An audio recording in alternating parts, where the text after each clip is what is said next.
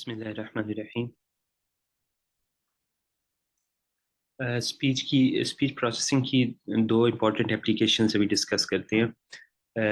एक speech enhancement यानी कि नॉइज़ रिमूवल, अगर सिंप्लीफाई करके बोलें, और एक स्पीच कोडिंग यानी कि कंप्रेशन। तो पहले इन्हेंसमेंट देखते हैं। तो इन्हेंसमेंट के लिए पहले देखते हैं नॉइज़। ये बिल्कुल हमारे इंट्रोडक्टरी सा इनकी ट्रीटमेंट है इन सब एप्लीकेशंस का। फिर आगे ये सब एक इनके अंदर डिटेल रिसर्च एवेन्यूज हैं, state of the art research papers में मिल सकती है, लेकिन हम बेसिक ट्रेडिशनल टेक्निक्स की बात कर रहे हैं। तो इन्हेंसमेंट के लिए देखें तो इन नटशेल नॉइज दो टाइप्स का हो सकता है। सबसे पहले एक तो एडिटिव हो सकता है, कन्वोल्यूशनल। पहले अगर एडिटिव को देखें तो एडिटिव नॉइज का मतलब है कि कोई स्टेशनरी बैकग्राउंड नॉइज है, जैसे कि हम बात कर रहे हो और पीछे कोई पंखा चल रहा हो या पीछे कोई मशीन चल रही हो। तो एक स्टेशनरी मतलब विद ऑल्दो वो एक नॉइज सिग्नल है, कांस्टेंट वैल्यू तो नहीं है, वेरिएशन विद टाइम है, लेकिन वो variation longer duration of time पे सेम रहती है। और स्टेशनरी कैरेक्टरिस्टिक्स हैं, आप कह सकते हैं, with respect to time noise signal के। तो स्टेशनरी स्पेक्ट्रल कैरेक्टरिस्टिक्स भी आप बोल सकते हैं। तो वो नॉइज हमारे बैकग्राउंड में आ रहा है स्पीच के। तो अगर मैथमेटिकली देखें तो वो सिंपली एडिशन हो रही है स्पीच में, सुपरपोजिशन हो रही है नॉइस की हमारी स्पीच पे। सुपरपोजिशन आपको पता है, मैथमेटिकली एडिशन से आप मॉडल कर सकते हैं। और अगर दो सिग्नल्स की सुपरपोजिशन का आप फोरियर लें तो फोरियर भी दोनों के सुपर इम्पोज होंगे सिंपली।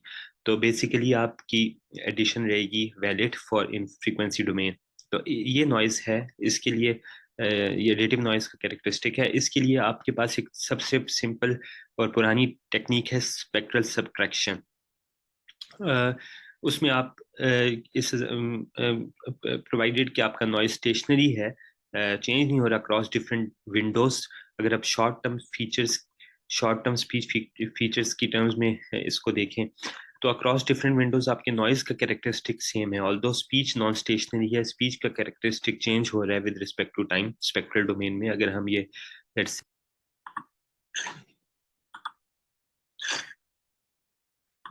सॉरी, अच्छा, सॉरी फॉर इंटरप्शन, वो इंटरनेट का थोड़ा डिस्कनेक्ट हुई थी। अब हमारे पास अगर शॉर्ट टर्म फोरियर ट्रांसफॉर्म है एक स्पीच का, तो हमारे नॉइस की स्पेक्ट्रल कैरेक्टरिस्टिक्स यानी कि फ्रीक्वेंसी डोमेन के जो कंपोनेंट्स हैं या मैग्नीट्यूड है इन डिफरेंट फ्रीक्वेंसी बिन्स, वो चेंज नहीं हो रहा with respect to time for noise. जबकि स्पीच का चेंज हो रहा है। स्पीच आपको पता है नॉन स्टेशनरी कैरेक्टरिस्टिक्स हैं स्पीच के। तो हमने सिंपली ये करना है कि नॉइस का स्पेक्ट्रम एस्टिमेट करना है। लेट्स से हमारी सिग्नल में एक्स ऑफ ओमेगा हमारी स्पीच है और इसमें नॉइज का spectrum B of omega superimpose हो गया, और हमारी रिजल्टेंट जो मिक्स्ड स्पीच है विद नॉइज वो वाई ऑफ ओमेगा है। ठीक है, तो हमने बेसिकली ये एक्स वापस एस्टिमेट करना है और हमारे पास अवेलेबल ये वाई है। ये सोर्स पे दोनों एड अप हो गए हैं, हमारे पास वाई रिसीव हो रहा है फॉर एग्जाम्पल। ठीक है, तो ये नॉइजी स्पीच है वाई ऑफ ओमेगा। तो हमने करना ये है कि सिंपली ये जो नॉइस का स्पेक्ट्रम है बी ऑफ ओमेगा, ये एस्टिमेट करना है। हम बी कैप से बोल देते हैं जो हमने एस्टिमेट किया है। ये एस्टिमेट अगर हो गया तो हमने सिंपली वाई ऑफ ओमेगा में ये B hat of omega minus करना है फॉर ऑल विंडोज। तो हमारे पास वापस आ जाएगा जो एस्टिमेटेड क्लीन स्पीच सैंपल है एक्स हैट ऑफ ओमेगा।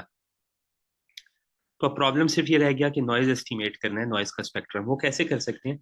वो हम वो basically noise only segments in speech को डिटेक्ट करके कर सकते हैं। फॉर एग्जांपल, जहाँ पे एनर्जी रिलेटिवली लो है स्पीच में, वहाँ पे इसका मतलब है कि स्पीच नहीं है, सिर्फ नॉइज है। जैसे मैं बोलता हूँ, मैं बीच में साइलेंट होता हूँ लेकिन पंखा चल रहा है पीछे से, तो वो टाइम है जो सिर्फ नॉइज ओनली सेगमेंट्स हैं।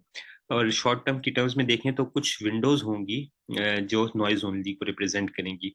अब इन विंडोज से हम नॉइज ओनली स्पेक्ट्रम एस्टिमेट कर सकते हैं। कैसे कर सकते हैं? स्ट्रेट अवे इनको अक्रॉस थोड़ी सी अगर वेरिएशन है भी, वैसे तो अगर हमने अज्यूम किया हुआ है कि कांस्टेंट है, लेकिन अगर थोड़ी बहुत वेरिएशन भी है इन सब में स्पेक्ट्रल, तो आप इनको एवरेज आउट कर लें और एक average across these noise only Windows आप लेके कहें ये हमारा एस्टिमेट है फॉर नॉइज।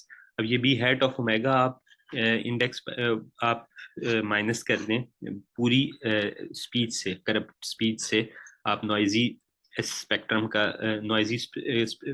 एस्टिमेट सब्ट्रैक्ट कर दें, तो हमारे पास क्लीन स्पेक्ट्रम का एस्टिमेट आ जाएगा। फिर इसका आईडीएफटी लेंगे तो हमारे पास वापस क्लीन स्पीच सैंपल आ सकता है। और ये सब्ट्रैक्शन हमने अक्रॉस फ्रीक्वेंसी इंडिसेस करनी है। तो हर फॉर एग्जांपल हमारे पास एक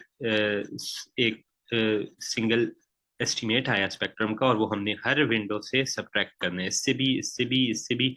तो अक्रॉस ऑल विंडोज हमने same constant spectral estimate subtract करना है। हमारे पास क्लीन एस्टिमेट आ जाएगा, क्लीन स्पीच का एस्टिमेट आ जाएगा स्पेक्ट्रल, और आईडीएफटी लेके हम उसको वापस टाइम मिल जा सकते हैं। अब हम बात करते हैं दूसरे नॉइज टाइप की, कन्वोल्यूशनल नॉइज, जो थोड़ा सा ज्यादा मुश्किल है। जो फॉर एग्जांपल हमारे पास अगर चैनल इम्पेयरमेंट है, मैं बात कर रहा हूँ, लेकिन रूम का इम्पैक्ट ऐसा है, कोई वॉल्स हैं जिनकी वजह से रिवर्बरेशन हो रही है, और वो स्पीकर तक, लिसनर तक आवाज जा रही है इम्पेयर्ड। अब जो रूम का इम्पैक्ट है, ये एज ए कन्वोल्यूशन, क्योंकि एज ए सिस्टम इम्पैक्ट आ रहा है हमारी स्पीच पे। तो ये एक लेट्स से चैनल है सी ऑफ एन, इसका सिस्टम रिस्पॉन्स है, तो हमारी स्पीच के साथ ये कन्वॉल्व होगा। इसी तरह कोई माइक है अगर, तो माइक का अपना इम्पैक्ट है, एज अ चैनल या as a system mic behave करेगा, और माइक का जो सिस्टम रिस्पॉन्स, इम्पल्स रिस्पॉन्स, वो हमारी स्पीच के साथ कन्वॉल्व होगा। तो ये कन्वोल्यूशनल नॉइज है। ये स्ट्रेट अवे एडिटिव या सब्ट्रैक्टिव नहीं है कि हम इसको माइनस कर सकें। इसकी फ्रीक्वेंसी डोमेन में अगर आप देखें तो स्पेक्ट्रल मल्टीप्लिकेशन हो रही है एक दूसरे में, फ्रीक्वेंसी बाय फ्रीक्वेंसी, हमारी स्पीच का और नॉइज का इम्पल्स रिस्पॉन्स का ट्रांसफर फंक्शन। अब इसको दो सिंपल मेथड्स जो इस और पुराने मेथड हैं इसको करने के लिए, सप्रेस ये क्लीन करने के लिए स्पीच को, वो है उनमें से एक मोस्ट पॉपुलर आर्ग्यूएबल है पॉइंट, लेकिन एक फेमस सिंपल ट्रिक है, रिलेटिव स्पेक्ट्रल ट्रांसफॉर्म, जिसे रास्टा प्रोसेसिंग भी बोलते हैं। तो ये बेसिकली अजम्पशन हमारी क्योंकि ये है कि चैनल कैरेक्टरिस्टिक्स स्लोली चेंज करते हैं with respect to time. For example अगर माइक है, तो माइक सेम रहेगा जितनी देर मैं बात कर रहा हूँ, या रूम रिवर्बरेंट है तो रूम चेंज कम होगा, स्लोली होगा, अगर होगा भी रूम का जो एनवायरनमेंट है, as compare to my speech signal. तो rate of change with respect to time slower है फॉर चैनल। हम देख सकते हैं अगर फ्रीक्वेंसी डोमेन में देखें, तो जो हमारे चैनल का ये दोनों मल्टीप्लाई हो रही है, चैनल और स्पीच, तो जो चैनल का फ्रीक्वेंसी स्पेक्ट्रम है, चैनल के रिस्पांस का स्पेक्ट्रम है, वो आपका, या चैनल का ट्रांसफर फंक्शन है, वो स्लोली चेंज होता है विद रिस्पेक्ट टू टाइम, जबकि हमारी स्पीच का जो स्पेक्ट्रम है वो रैपिडली चेंज हो रहा है। तो हम इसको फिल्टरिंग कर सकते हैं across time for each spectral bin. ये थोड़ा सा डिफरेंट है नॉर्मल फिल्टरिंग से। हमने ये नहीं करना कि इसकी फिल्टरिंग करनी है, क्योंकि ये हमारे पास लीनियरली सुपर इम्पोज नहीं हो रहे, ठीक है ना। हमने ये करना है कि हमारे पास वाई ऑफ ओमेगा है, ठीक है, जो करप्ट स्पीच हमारे पास अवेलेबल है, इसको अगर फ्रीक्वेंसी डोमेन में देखें तो वाई ऑफ ओमेगा है। अब वाई ऑफ ओमेगा का हमने एस टी एफ टी ले लिया, लेट्स से, ठीक है, शॉर्ट टर्म फोरियर ट्रांसफॉर्म। इसमें हम हर स्पेक्ट्रल बिन को उठाएं, लेट्स से के है, के स्पेक्ट्रल बिन से 128 ओमेगा या के, हम लेकिन डिस्क्रीट फ्रीक्वेंसीज हैं, हर फ्रीक्वेंसी बिन को उठाएं, और ये फ्रीक्वेंसी स्पेक्ट्रम मेगा ये हम इंटरचेंजेबली यूज करें, इसलिए सॉरी फॉर दैट, लेकिन स्पेक्ट्रम फ्रीक्वेंसी एक चीज है, ठीक है। तो हम ये टाइम एक्सिस विंडोज हैं और ये फ्रीक्वेंसीज हैं एस टी एफ टी में। तो हम एक फ्रीक्वेंसी बिन को उठाएं और उसकी variation with respect to time देखें, temporal variation for each spectral bin. अब जो कंपोनेंट्स तेजी से चेंज हो रहे हैं, इसका मतलब है वो स्पीच को कॉरेस्पॉन्ड कर रहे हैं, लेकिन जो चैनल के कंपोनेंट्स हैं स्पेक्ट्रल, वो चेंज नहीं होंगे across these Windows most likely, यानी कि स्टेशन आपके जो रिस्पॉन्स यहाँ है स्लोली वैसा वैसा ही रहेगा, लेकिन आप फिल्टरिंग नहीं कर सकते, मतलब आप सुपरपोजिशन नहीं कर सकते। आपको क्या करना है, आपको across time for each spectral bin filtering करनी है, यानी कि हम किसी एक फिल्टर बिन को उठाएं, लेट्स से फर्स्ट फ्रीक्वेंसी बिन को, और इसकी टेम्पोरल सीक्वेंस को ले लें। तो ये हमारे पास, हम इसे कंसिडर करें एक और सिग्नल है, ये एक्चुअल सिग्नल नहीं है, बट ये एक स्पेक्ट्रल कंपोनेंट का टेम्पोरल सीक्वेंस है फॉर करप्ट स्पीच। अब इस टेम्पोरल सीक्वेंस यानी कि वाई ऑफ ओमेगा में पहला अगर ओमेगा डिस्क्रीटाइज हो जाए तो ये वाई ऑफ के है, और फर्स्ट वाई ऑफ वन है, ये वाई ऑफ वन फर्स्ट बिन, फिर वाई ऑफ टू सेकंड बिन होगा। तो हम किसी हर बिन को अलग अलग से उठाएंगे, let's say Y of one को उठाएं, वाई ऑफ टू को उठाएं, हर बिन को उठाएं अक्रॉस टाइम, और इस सीक्वेंस की हाई पास फिल्टरिंग कर लें। अब ये टाइम डोमेन, ये अक्रॉस टाइम टेम्पोरल सीक्वेंस है फॉर ईच फिल्टर बिन, ठीक है। तो हर फिल्टर बिन की अलग से टेम्पोरल, हर फिल्टर बिन के टेम्पोरल सीक्वेंस की अलग से हम हाई पास फिल्टरिंग कर लें। हाई पास फिल्टरिंग से क्या होगा कि जो फास्ट चेंजिंग कैरेक्टरिस्टिक्स हैं, फास्ट चेंजिंग स्पेक्ट्रल कंपोनेंट्स हैं, वो आपके रिटेन हो जाएंगे, स्लो चेंजिंग सप्रेस हो जाएंगे।